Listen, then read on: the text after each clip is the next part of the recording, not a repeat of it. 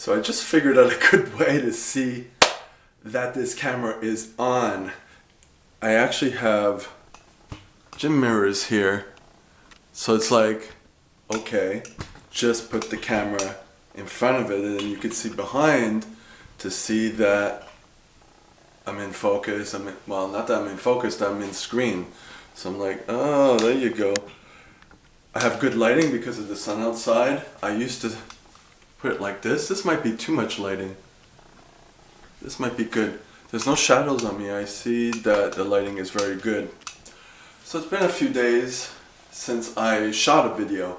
You may be getting the videos daily because I have a big backlog. Only now I'm uploading the LA videos and we're already March 26. And I was there February 1st to February 28th. So I try to upload as many as I can, but why is this a little... The camera's a little odd. It's not leveled right, but that's fine. Oh, that's really off. Oh boy, okay, but anyways, my point being, I haven't spoken to you guys in a long time.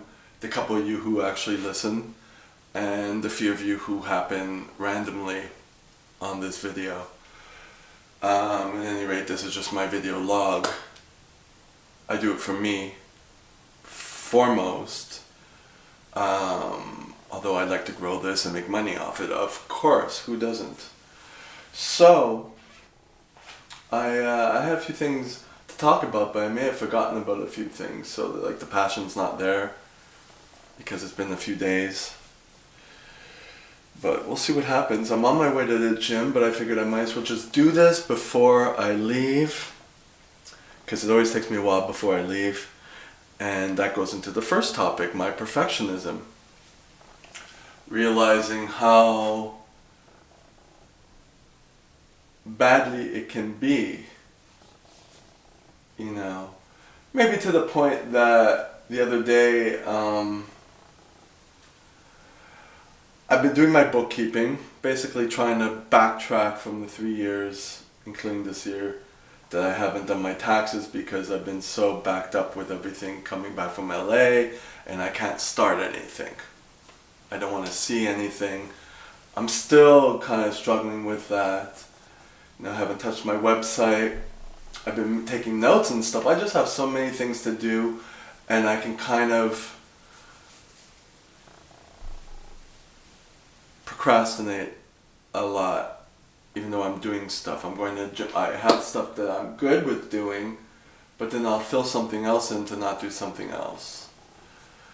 And the more time I spent in solitude here, with no rush, the more I get done. It just takes a while. Like this video is the last thing I'm doing before I leave to the gym, hopefully. I'll probably be going to the bathroom again.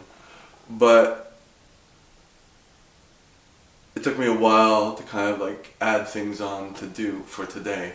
I did a little bit of bookkeeping. I took some notes down. I watched a lot of YouTube for inspiration and to clear my mind. But I do get a lot of inspiration from it, so I like to keep it on all the time. As I do mindless things like my dishes. I did my dishes. Hold on. And so on and so forth. Let me close this.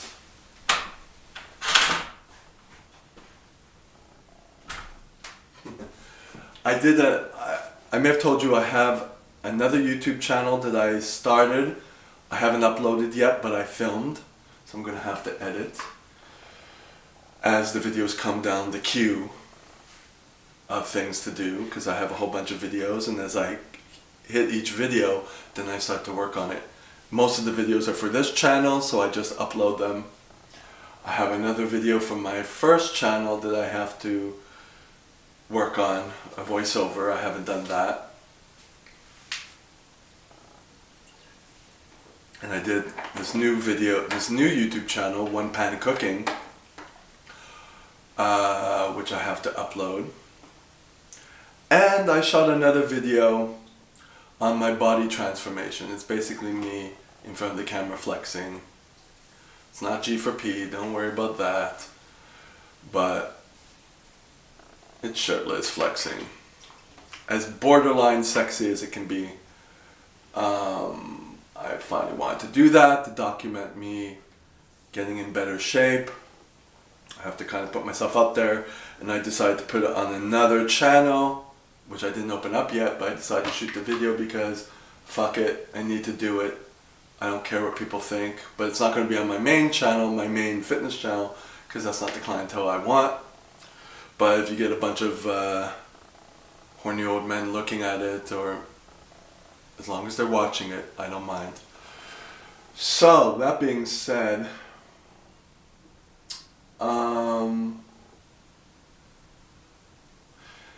a few days ago I was wanting to shoot a video about my client, the one who has his boyfriend, and something that kind of irks me. I don't know if I actually said this in one of the past videos. I mentioned it to Victor, who's the guy I'm talking with in LA. I'm still wondering about that relationship because it's uncomfortable for me. So we're talking about relationships. And some of the stuff I saw on YouTube yesterday about perfectionism, about what's,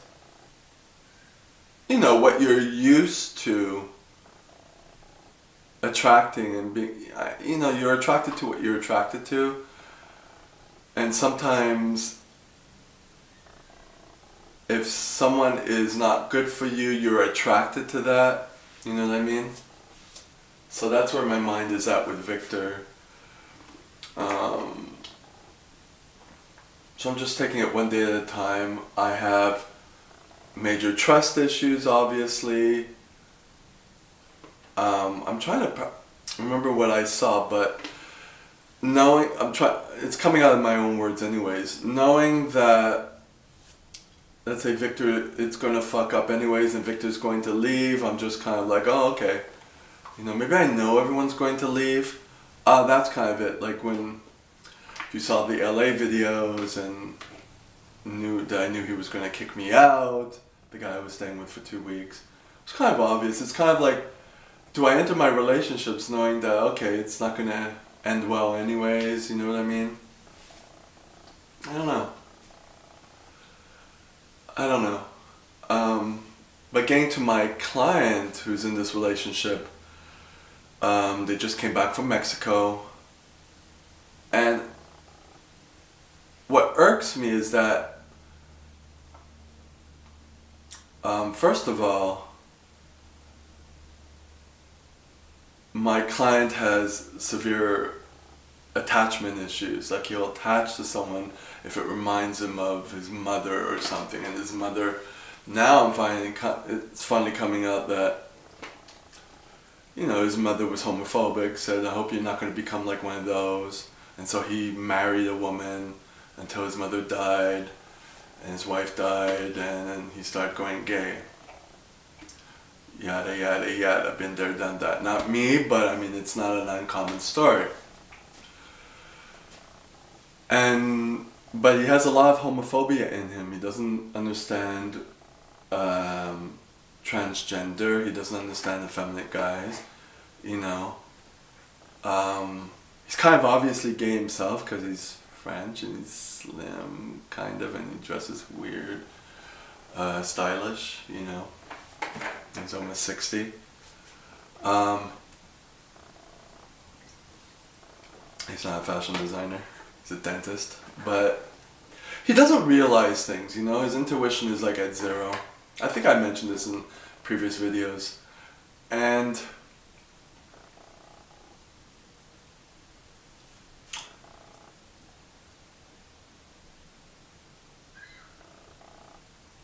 yeah, I think I did. His boyfriend is going to be moving in April. That's in a few weeks. For a year. And he already doesn't feel comfortable about it. He's brought it up. Like, I don't want to implant seeds in his head, but like, if you don't feel comfortable doing something, you don't do it. And you tell him that. And if the person takes it badly, then you kind of got your answer. It's like foreshadowing. You know that, okay, it probably wouldn't work out. If he's okay and he goes and they still are a couple or whatever, then it's fine. But he's having someone with him because he doesn't want to lose him. He has his children with him upstairs in his big house who pay a mortgage, but he set that up so he wouldn't be alone. That's the problem, and he's not dealing with that situation. You don't deal with that situation by entering another relationship and attaching to the person and going on trips everywhere. He does go on trips a lot. That's what he wants to do with this guy. I don't know how much further that is. He did slow down the amount. Now that he's getting sex, he doesn't want sex that much anymore. Because with the other two people he was dating, the first person being an escort, where he thought that paying a person each time you had sex with him was a relationship. Yeah, that's how fucked up he was. It probably still is. Because he doesn't think intuitively he thinks like, it's like a computer that every new thing he learns, he goes, okay, that's the formula. What formula? You gotta go back with your feelings, you know what I mean? And you kind of suppress your feelings. That's the issue. And the next boyfriend who, was kind of closeted, kind of, oh, we're not boyfriends or whatever. Finally, when he did let him go, then the guy started calling him a lot and said, oh, I love you, I miss you. Fuck off, right? So, anyway, so this one seems like a good match, and they're both in the same situation. They're both about 60. They both have been married, have children, a lot of gay children. They both are codependents. I don't even know if it's codependency. I really think someone is not overtly narcissistic. It's like, it's all about themselves anyways. That's this whole bullshit. But let's just say they're both needy people. They both need to attach, need to be in a couple. Don't work on themselves that much. The other one apparently worked on himself with a diet to get lean.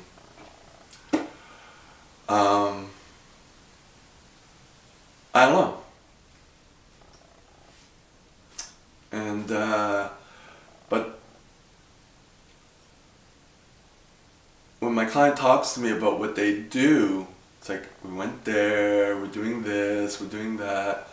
But I don't, my client doesn't communicate very well, So it's like, you go from texting and say, oh, I love you, or whatever, but you don't get into any conversations, deepness to get to know someone. You automatically think, oh, he's like me, so we're going to be good, we're going to be together forever. If you're both exactly alike, it's like someone's playing you. It's like you're both too alike, you know what I mean? And if both of you have not worked on yourselves, and you go into a relationship, but then you start living together, where it's no longer a vacation. Because when they were on vacation, just coming back from Mexico, didn't mention anything about being around the person 24/7. They probably weren't. Well, they were doing yoga a lot. When you're doing yoga, you're not talking. You know what I mean? You go from 0 to 100. You go from seeing each other and texting all the time, seeing each other maybe once a week and not talking, but then texting like very frivolous things, and then being with each other 24/7. Someone's being polite, someone's not being real, you know what I mean?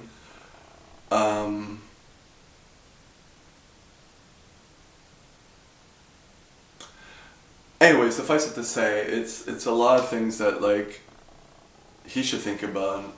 I'm even thinking about it for him. I'm like, you know, it's weird. It's okay if it's a relationship that's very superficial to just do stuff and that's it, you know. But the other one wants to get married. My client doesn't. He just wants someone to fill in the void, you know. Now the thing is, if I were the other person, I'd be like, well, it depends. If both of you want like just an easygoing life, no commitments, well, they're apparently committed to each other because this one won't have sex anywhere else, won't think, you know what I mean? But what about the other one? The other one says that too. If that's what you want with your life, both of them, then it's fine.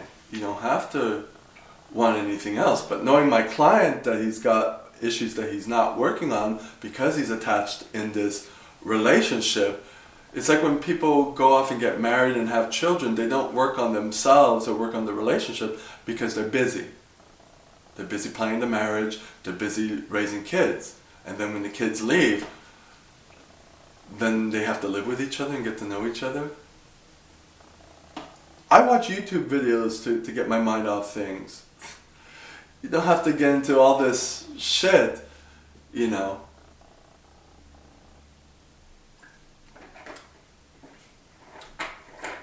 But like I said, realistically, if they're happy, they're happy.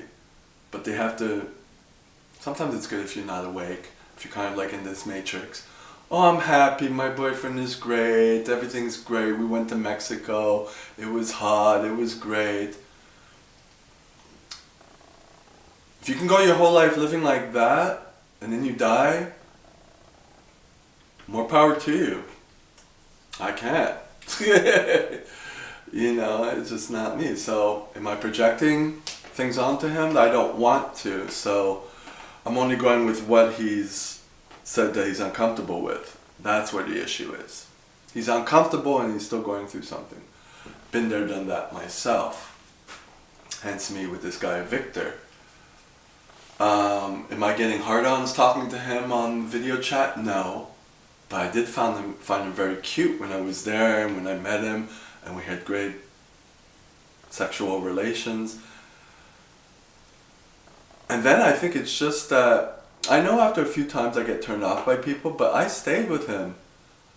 You know, he's a nice person to me.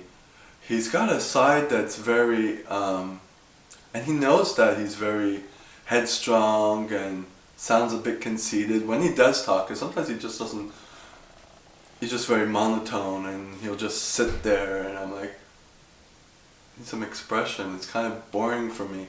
When I was at his place, it's like I need to get up and move, and he won't plan anything to eat, it's like, it's a little frustrating for me, but that's my issue, you know. I just gotta be able to do what I want to do. And he does talk to me and he asks me questions and I kind of feel uncomfortable. But I see he's not being facetious. So I'm not used to that, and I don't understand how I could be turned on to someone and then be turned off if he's a nice guy. And that's where it came in my head that, yeah, it's because he is nice, he's not treating me shit. You know. The guy in Toronto, which I haven't mentioned for a while, Carl, he didn't treat me shit either, but it was just like, he wasn't doing anything for himself, and when we did talk, maybe I was projecting my insecurities a little bit, yeah, to get stuff moving, to grow, you know, but he wasn't working on it, and it didn't seem like we were cohesive. There was a lot of things he had to work on. With Victor also, this new guy, but he seems to be doing well anyway, so it's like, even though he's in a job that he doesn't like, but he's in a good job, and he doesn't have financial well, We all have financial issues, but I mean, he seems fine, and he's put together a comic book, and he goes to different conventions. He does do stuff. It just he sits around all the time a lot, but that's me projecting. You know, that's not the real issue. If those are my issues, those are my issues. So he's a very nice guy, and he is attractive, and we do have good times. But when I was there the last week or whatever, like I stopped being horny. I was anxious about a lot of things, and I know those are my issues. And I guess back in my head, it's like I don't know what he wants, so it will only take time to see if he actually stays, and then I kind of start to fall more for the person. I think that's it. I mean, he seems like a great guy, caring guy. Sometimes it's a little annoying, like he's like, how's your uploading doing if I'm uploading videos or if I'm getting work done? How's your work doing? He'll ask like every 5 minutes. It's a little overkill for me. It gets me a little anxious, like, shut up already, you know? But I don't think he has bad intentions, and I don't know if he's just being polite and then the real him comes out, because it does come out a bit when he talks about his work and other people, and he'll say these kind of snooty comments. But he also knows that he's like that. He needs someone to kind of put him in his place. And I haven't been a bitch too much. And I told him I can be a bitch. You know, I can be blunt. And he's saying he likes that. And I guess I'm afraid to do that. And I don't know where the dynamic of the relationship is going to go. When I was more aggressive sexually, he really liked it.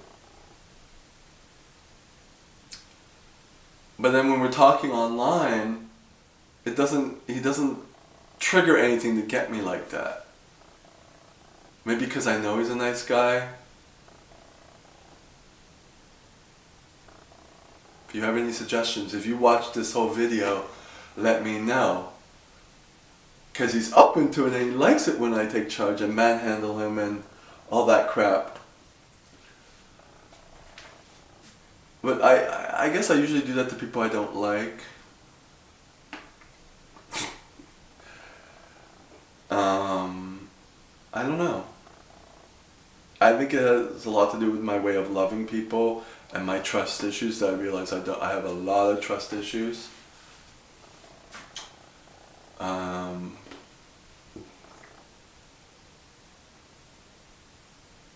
that's that. Maybe I'll call this video Trust Issues, but when I shoot it, I just shoot it and I watch the first little bit of the video to get an idea of what to title it. I usually don't watch it to the end because I don't like to watch my videos once I shoot them. I just like to talk, get it out there, and if there's comments, then I'll go like, okay, if I don't remember what they're talking about, I'll watch the video, but it's really hard for me to go back to stuff. Just like I actually sent him a lot of my past pictures. I did modeling pictures. I did a picture where I was dressed up as Wonder Woman when I was 12. He loves Wonder Woman. I sent him a lot of personal pictures, and I don't like it when people go, oh, I wish you would look like that. Your hair was short. You look like... And I don't like that issue. And then a lot of people who do professional pictures or modeling or whatever, it's an image you're portraying, but it's not your real self. It's not me like now. This bad beard that I don't like. It looks too much like a Abe Lincoln type beard. I shaved too much here and I didn't shave enough here, but I'm gonna keep it and experiment with it to see something that actually looks good. This I don't really like, but just like I learned with my hair, see, I'm just transitioning the conversation. I've been able to calm down and just let the hair transition the way it goes. Don't be so perfectionist that you don't like it now so you fuck it up. Just keep it. Keep the beard. And I'll probably let this go back in slowly start trimming a little higher up so it doesn't look like a big fat schmo type of beard that looks more angular. I don't think I can grow one of those big long beards that make people look, it looks sexy on a lot of people, but most of the time it's because you don't have a jawline and you have features that, you know,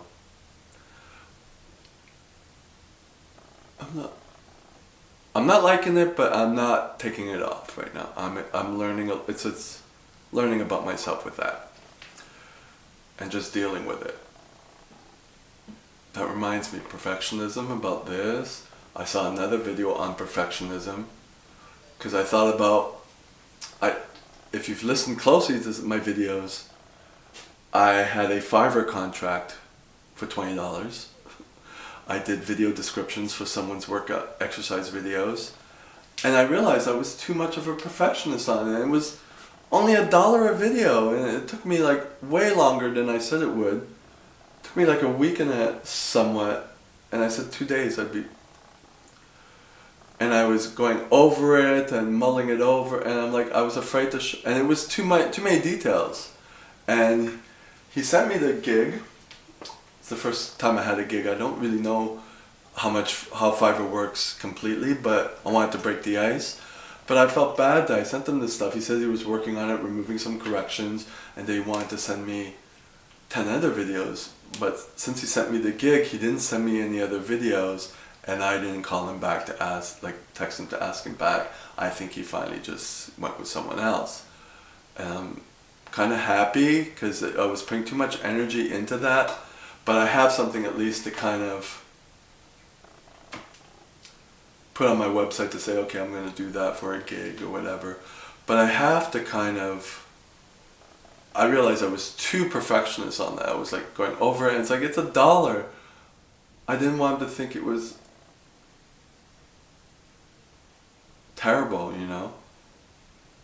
So I don't know what to do with that. Because it was for someone else, you know, it has to be good work, but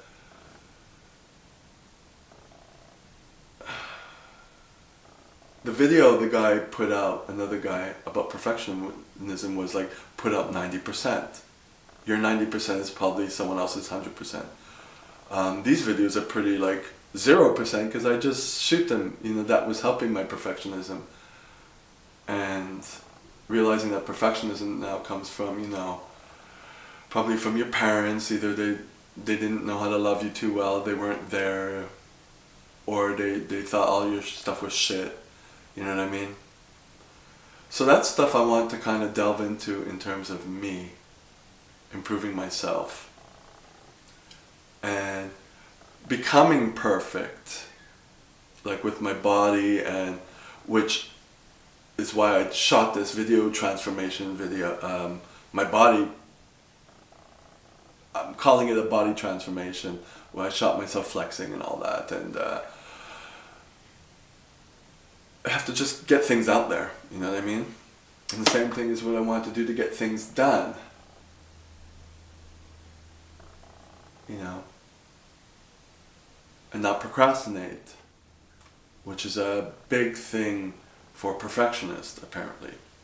So this is the new phase in my growth.